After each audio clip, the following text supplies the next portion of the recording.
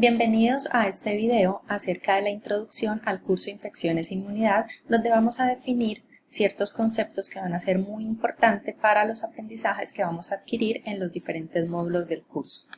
Nuestro curso, como ya se ha mencionado previamente, tiene un módulo inicial de inmunología donde vamos a completar los conocimientos que se iniciaron y que se trabajaron el semestre anterior.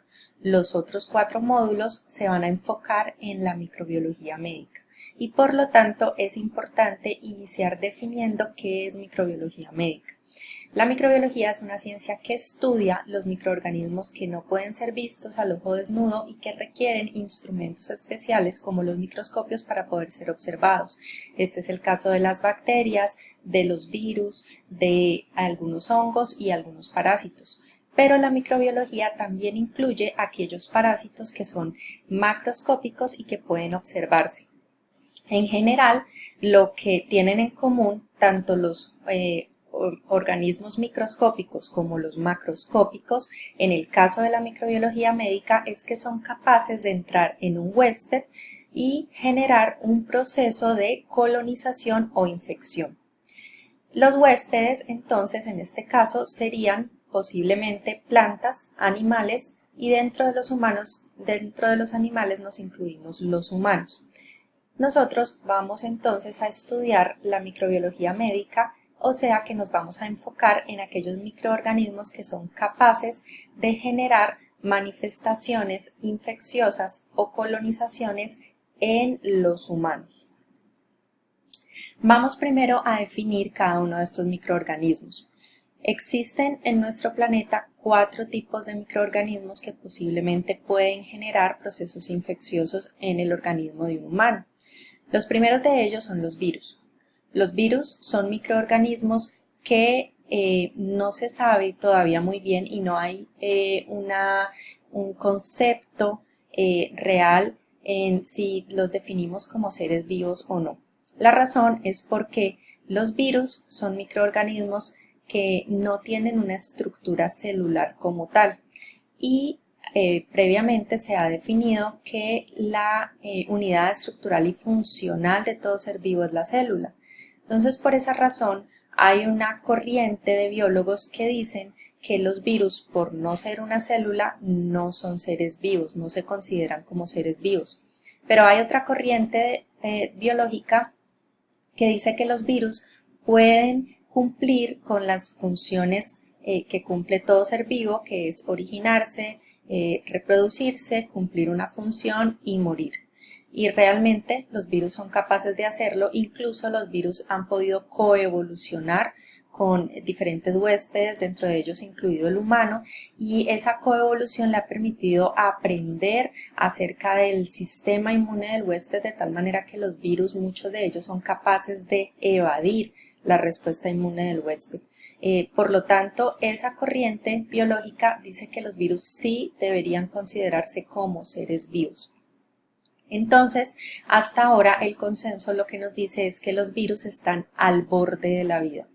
Los virus son microorganismos intracelulares estrictos porque al no tener una estructura celular dependen obligatoriamente de una célula para poderse reproducir, para poder generar una progenie de viriones que posteriormente deben salir de esta célula para infectar otras células.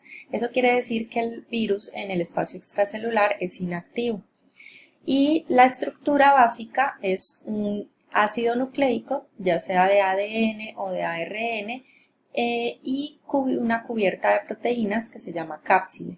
Esa cubierta de proteínas protege de cierta manera el ácido nucleico y ese ácido nucleico es el que dentro de la célula huésped utiliza en algunos casos las enzimas celulares, en otros casos no requiere porque tiene sus propias enzimas, pero sí necesita, por ejemplo, los ribosomas celulares para poder hacer todos los procesos de transcripción y traducción proteica, además de utilizar en algunos casos el núcleo, en otros casos retículo endoplasmático, aparato de Golgi, etcétera, para todos los procesos de ensamblaje. Los virus tienen diferentes formas. Esto lo vamos a profundizar en el módulo de virología, que será el primer módulo que vamos a trabajar en la parte de microbiología médica. Entonces, por el momento, esto es lo que debemos conocer acerca de los virus, que además son microorganismos fascinantes porque tienen la capacidad de mutar y eso hace que puedan generar procesos infecciosos bastante complejos que pueden afectar realmente a las poblaciones humanas. Otros microorganismos que vamos a trabajar durante el curso son las bacterias. Las bacterias sí son células y son células procariotas. Recordemos que los dos tipos de células que existen en nuestro planeta de acuerdo a la estructura son células procariotas y células eucariotas. Las células procariotas son las células más primitivas y son la primer forma de vida de nuestro planeta. Por eso las bacterias están antes que nosotros aquí en nuestro planeta y estas primeras células dieron origen incluso a nuestras células eucariotas. Al principio, cuando se habla de las teorías del origen de la vida en nuestro planeta, se hablaba de un gran océano que contenía una gran cantidad de bioelementos. Estos bioelementos empiezan a agruparse y empiezan a formar las primeras cadenas lipídicas, forman los lípidos que empiezan a generar unos micelios, que son esas como vesículas que tienen una bicapa lipídica muy similar a nuestras membranas, que se cerraban sobre sí mismas, incluyendo otros bioelementos adentro, agua, incluyendo carbono, otros elementos que posteriormente se fueron organizando, dando origen al ADN. Entonces, la célula procariota es una célula muy sencilla porque consta de una membrana celular protegida por una pared celular, que esto es muy importante, y dentro en el citoplasma encontramos el ácido nucleico, el ADN, flotando sobre el citoplasma. No hay un núcleo verdadero y tampoco existen organelas.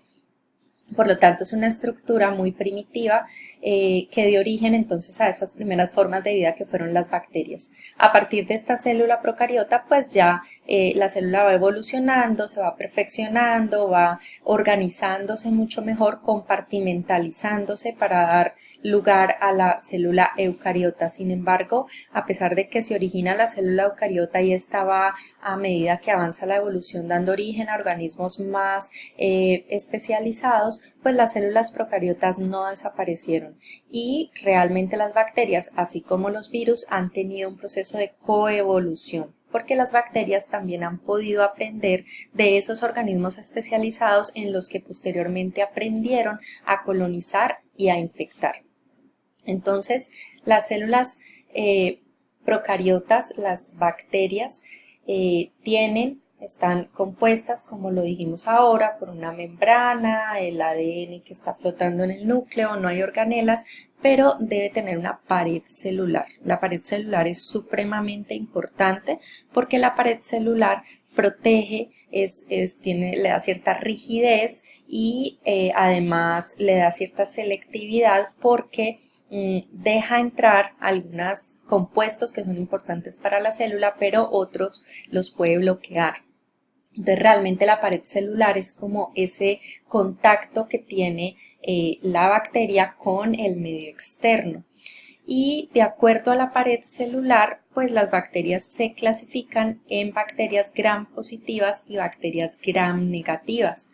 Y esto lo van a conocer ustedes en detalle cuando vean el módulo de bacteriología, pero es importante que lo podamos definir desde ahora, porque a medida que vamos manejando los módulos, antes de que ustedes vean el módulo de bacterias, van a estar escuchando esto de gram positivo, gram negativo, sobre todo cuando tocamos algunos aspectos en ciertas patologías que pueden ser compartidas entre algunos microorganismos y las bacterias, cuando trabajen algo con micología y en la parte obviamente de inmunología. Entonces, la pared celular tiene diferentes, hay dos estructuras básicas porque existe otra clasificación, pero hay una básica y esa estructura va a permitir que se clasifique en gram positivo o en gram negativo.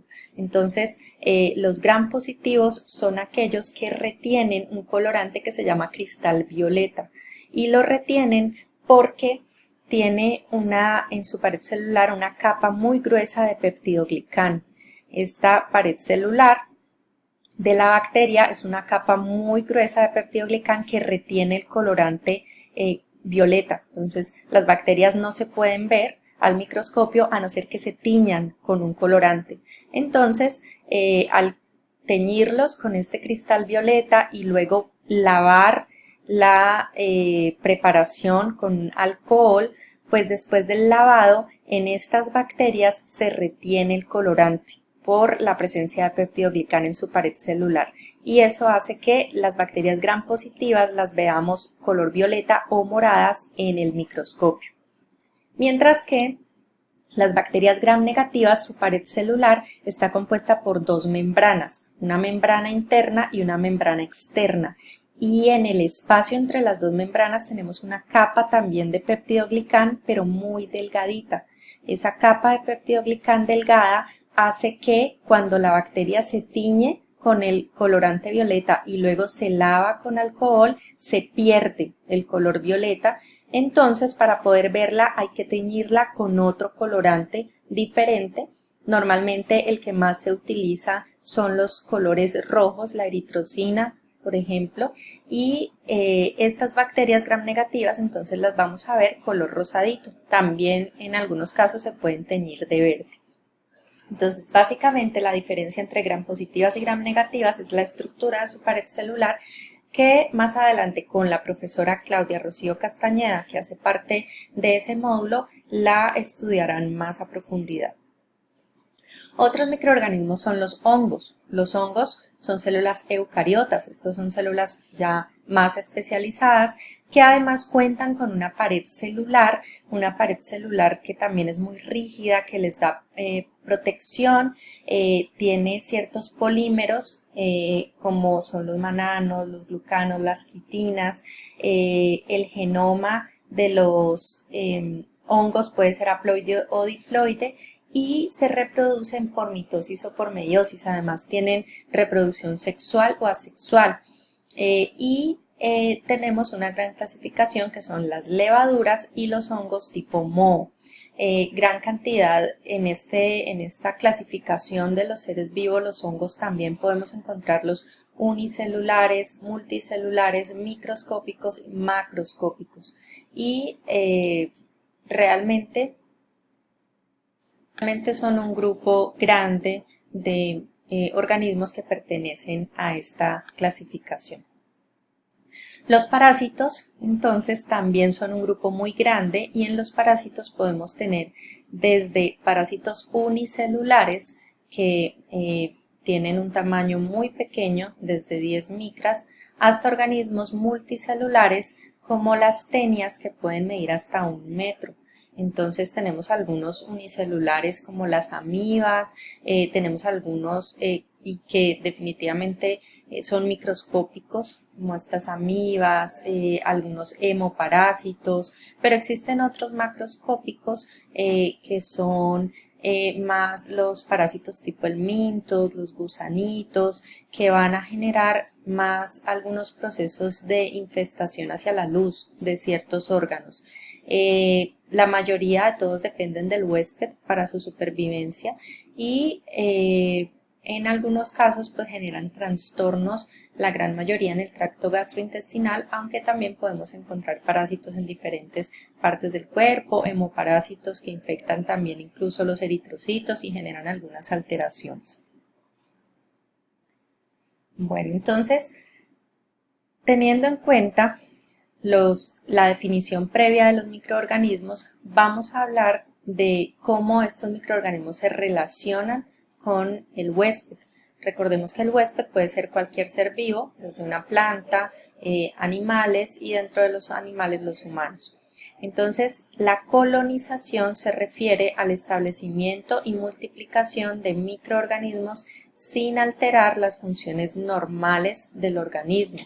Cuando un microorganismo coloniza, entra en el tejido, se establece, pero no genera ningún cambio, ningún daño, no altera la estructura. Y por esta razón, entonces decimos que quienes nos colonizan son los microorganismos que se encuentran en la microbiota. La microbiota es una gran diversidad de microorganismos que se encuentran en diferentes tejidos. De hecho, en todos los tejidos de nuestro organismo tenemos microbiota y son supremamente importantes. Ya habíamos hablado acerca de la importancia de estos microorganismos en la respuesta inmune innata. De hecho, ellos se pueden considerar como elementos de la respuesta inmune innata porque bloquean la entrada de patógenos, pero también se ha encontrado que regulan una gran cantidad de funciones dentro del organismo. Y realmente estos microorganismos de la microbiota nos colonizaron desde que nosotros aparecimos. Al parecer, también cuando hablamos de las teorías de la evolución, cuando se forman estos primeros organismos más especializados, las células eucariotas, y ya se van uniendo y formando organismos más complejos, inicialmente el primer organismo muy primitivo que se forma tiene un tubo digestivo muy sencillo que va desde boca a ano y era como un tubo. Entonces, organismo muy primitivo, ya multicelular, empieza a ser colonizado por las primeras células procariotas que coexistían con él. Y estas se ubican entonces en ese sistema digestivo primitivo.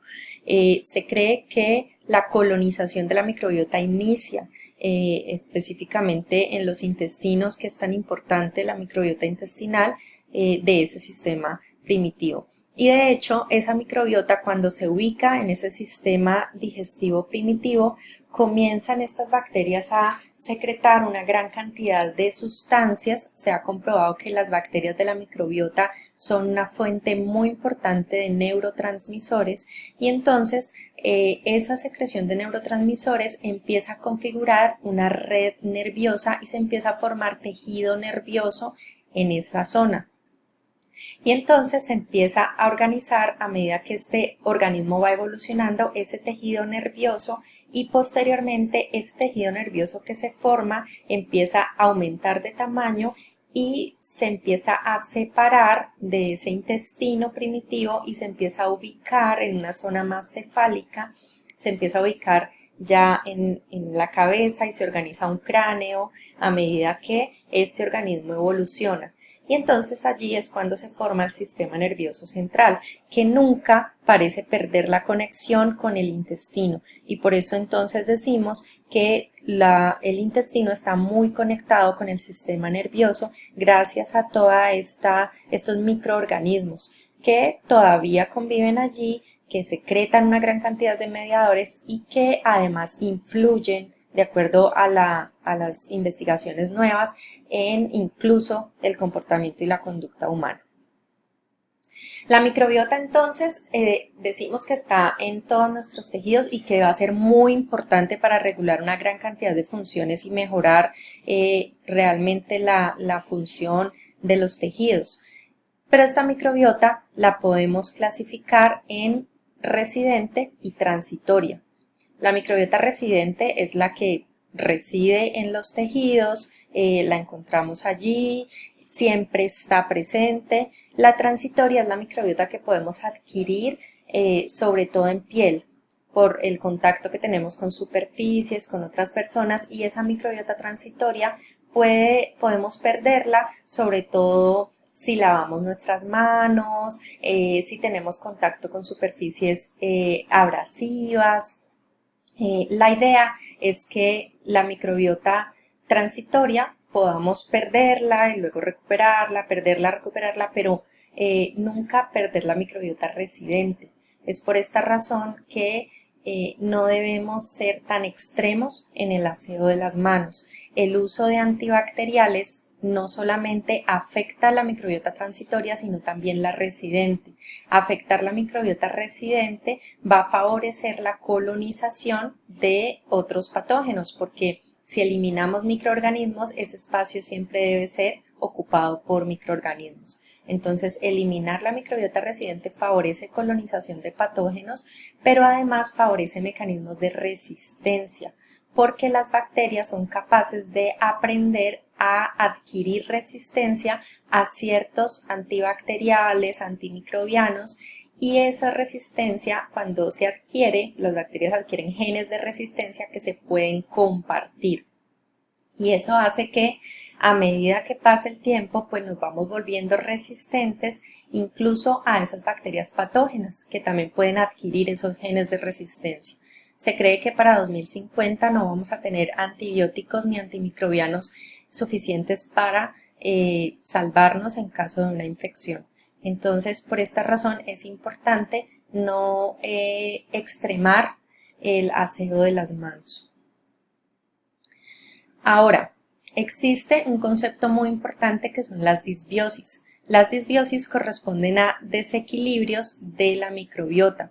Esto puede pasar porque de pronto entramos en procesos de estrés, porque tomamos un antibiótico, porque cambiamos nuestra alimentación, porque cambiamos nuestros hábitos, y lo que ocurre es que algunas bacterias por todos esos cambios pueden verse alteradas, lo que da lugar al sobrecrecimiento de otras que se deben mantener reguladas dentro de toda la microbiota. Y ese desbalance hace que estas otras bacterias que hacían parte de la microbiota se vuelvan invasivas y nos generen enfermedad. A eso se le conoce disbiosis. Disbiosis es cuando tenemos una alteración de nuestra microbiota y eso da lugar a una mala función del sistema o del tejido. Lo más frecuente y el ejemplo más claro es con las disbiosis intestinales, y es cuando tenemos, por ejemplo, diarrea o estreñimiento inducido por los mismos microorganismos de la microbiota debido al desbalance que hay entre ellos. La microbiota debe estar muy balanceada y deben haber microorganismos que se controlan entre sí. Hay algunos que se conocen como patobiontes que no nos hacen daño, pueden vivir con nosotros, pero deben mantenerse regulados. Y cuando los que los regulan se ven afectados por algunos de los factores mencionados previamente, pues estos patobiontes aprovechan, generan alteración en el tejido, en la mucosa, y nos llevan a manifestaciones patológicas. Entonces, las disbiosis las vamos a conocer como trastornos o alteraciones de la microbiota. La infección, entonces, para diferenciarla de colonización, es el establecimiento y multiplicación de microorganismos cuya interacción con el huésped ocasiona un proceso patológico y genera una alteración en el tejido y obviamente una mala función en el órgano que tiene el tejido. Entonces, fíjense que en las fotografías estamos viendo tejidos que se ven alterados en su arquitectura, en su morfología, vemos inflamación, vemos hemorragias en algunos casos, vemos algunas heridas, vemos supuración, ¿sí? Entonces, en la infección, los microorganismos sí nos van a generar una alteración, un cambio. Recuerden que en la colonización no se genera ninguna alteración del tejido. Esa es la gran diferencia entre estas dos. Y normalmente las infecciones las vamos a adquirir por algunos microorganismos que son capaces de generar esos cambios o esas alteraciones en el tejido. ¿Cómo se adquiere una infección? Nosotros partimos de un microorganismo que se debe encontrar en un reservorio o una fuente. Entonces, los microorganismos normalmente los vamos a encontrar en reservorios. Por ejemplo, los murciélagos son reservorios naturales de algunos virus, como el virus del ébola, como algunos virus respiratorios, incluido el virus de la influenza, por ejemplo.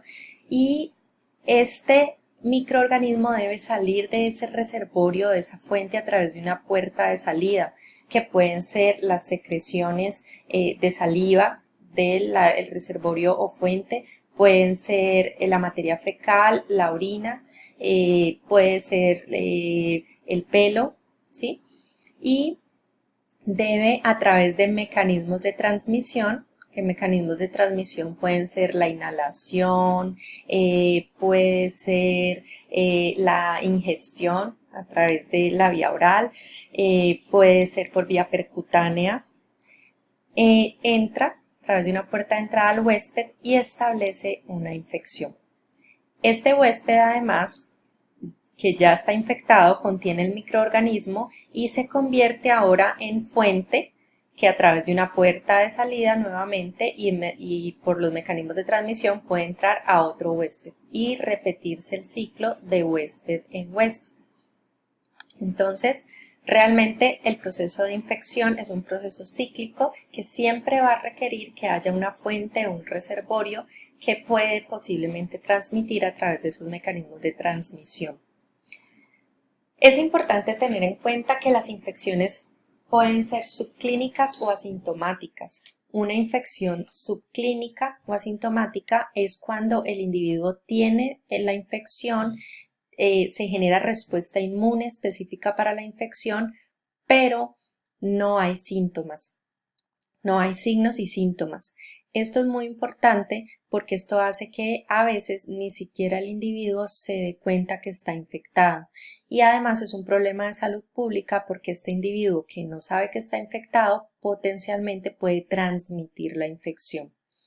Y lo que ocurre allí es que en algunos casos lo que se cree, porque no se sabe a ciencia cierta, es que frente a la respuesta inmune al microorganismo hay una baja secreción de citoquinas y por lo tanto el individuo no padece los síntomas clásicos de fiebre, dolor, inflamación, etc.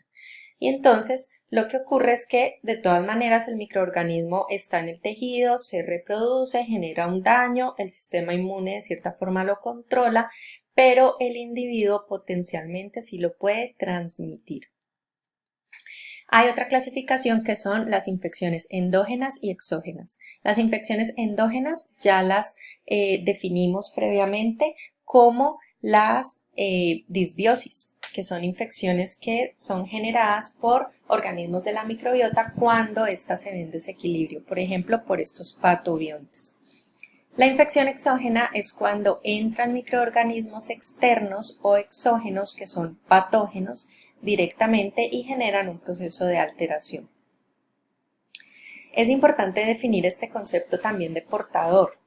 Un individuo portador es aquel que previamente tuvo un encuentro con el microorganismo, generó una respuesta inmune, el individuo no está padeciendo la enfermedad actualmente, pero sí la puede transmitir porque el microorganismo nunca sale de su cuerpo y se queda haciendo parte de la microbiota, es decir, colonizando a este individuo sin generarle manifestaciones clínicas. Un ejemplo claro es las hepatitis. La hepatitis B, por ejemplo, un individuo puede adquirir el virus de la hepatitis B, el virus puede infectar el hígado, el sistema inmune responde, genera células TCD8 que van a inducir citotoxicidad, eliminan el virus del hígado, pero resulta que por ciertas razones que vamos a manejar específicamente cuando hablemos de las hepatitis, el individuo no logra eliminar al virus y el virus se queda en sangre. Por lo tanto, si el virus está en sangre, lo vamos a encontrar en fluidos corporales y este individuo va a ser un portador sano para la hepatitis B. Se dice portador sano porque porta el virus, lo puede transmitir, pero no tiene hepatitis, no tiene ninguna manifestación hepática. Entonces, el microorganismo, el individuo se convierte en un portador. Otro ejemplo son algunos pacientes que adquieren el virus del VIH-Sida y que tienen alguna alteración genética por la cual las células no expresan el correceptor para el virus. Como no expresan el correceptor, el virus no puede entrar en sus células, pero se queda en sangre. Y al quedarse en sangre, el individuo puede transmitir el virus sin presentar la enfermedad. Entonces, es importante también que lo tengamos en cuenta los portadores de ciertas infecciones, donde el microorganismo está siendo parte ya de su microbiota, no le genera infección a este individuo, pero sí el individuo lo puede transmitir. Hay que diferenciar la infección también de la infestación. Cuando hablamos de infestación, hablamos de la invasión por organismos macroscópicos como los parásitos, los ectoparásitos y los parásitos tipo helmintos. Ectoparásitos como los piojos o las pulgas y los parásitos tipo helmintos o gusanitos que los vamos a encontrar hacia la luz. A esta manifestación, a esta invasión le vamos a llamar infestación, porque normalmente ellos no están invadiendo el tejido, sino que los vamos a encontrar de forma superficial. Obviamente nos van a generar un daño, una alteración, una manifestación inflamatoria, una alteración del tejido, pero no lo están invadiendo como tal, no están dañando las células, no están entrando en las células, no están rompiendo uniones estrechas, sino que los vamos a encontrar más hacia la parte externa o hacia la luz. Otra diferencia importante es la intoxicación. La intoxicación ocurre cuando se ingieren alimentos que han sido previamente colonizados o infectados por bacterias. Y las bacterias en el alimento producen ciertas toxinas. Normalmente microorganismos como las bacterias o los hongos son microorganismos capaces de producir toxinas. Entonces los hongos y las bacterias pueden entrar en los alimentos previamente, antes de que sean consumidos, secretan ciertas toxinas y cuando yo consumo el alimento, entonces lo que ocurre es que esa toxina entra en mi organismo, específicamente en el sistema digestivo, y generan algunos daños, algunas alteraciones en las células, sobre todo en intestino, lo que me genera manifestaciones gastrointestinales como diarrea, náuseas, vómitos, dolor abdominal, etc. En algunos casos también puede generar alguna manifestación en piel. Entonces, las toxinas realmente aquí son las causantes de la manifestación, no es el microorganismo como tal, por lo tanto se diferencia de la infección. En la infección yo sí tengo el microorganismo dentro del tejido generándome un proceso infeccioso allí local. Aquí lo que vamos a ver es una lesión o un daño directamente producido por las toxinas.